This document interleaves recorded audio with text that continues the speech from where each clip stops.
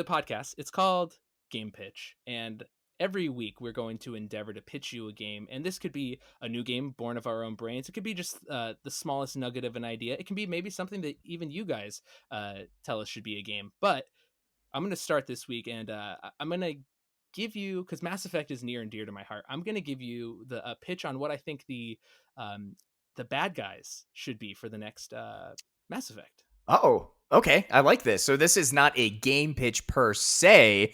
It is a pitch of a new character archetype in an existing universe. Is that kind of the idea here? No, I think this is just I need to hear it. I need to hear it. Okay. Yeah, I think this is the way that this should be the next overarching 3-game. Like the Reapers were the first part. This is the next, like the big bad, I think.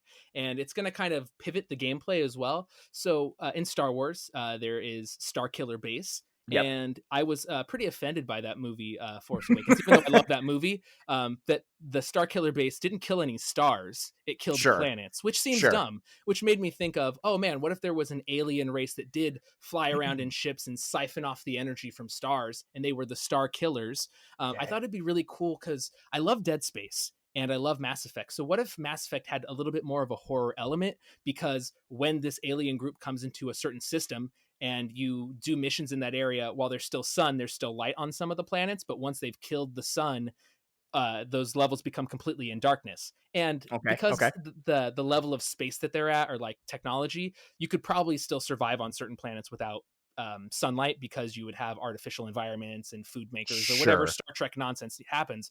But I think that would really change the gameplay up, having to play in darkness and maybe having your powers light up areas. And I just thought, like, how could I make a horror Mass Effect game? And to me, this was the only way to maybe get there. Yeah, I like it. I think that's super smart.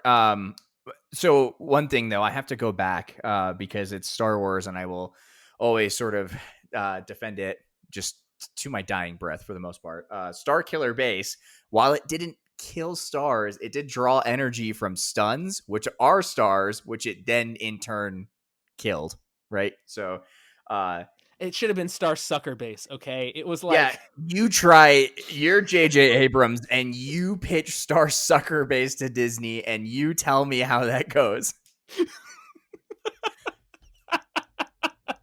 You're right. Okay. So, I do not want any merchandise that's Star Sucker Base. I don't want a Star Sucker pin or a t-shirt. All right. Star Killer just sounds so much cooler. You're right. I'm wrong. Back to the pitch. I love it. I think after Andromeda, there needs to be some pretty dramatic shifts to how we play those games. And a horror Mass Effect, one, I hate horror games, but I love the idea. So that sounds like something that I would be too scared to play, which means it probably is a good idea.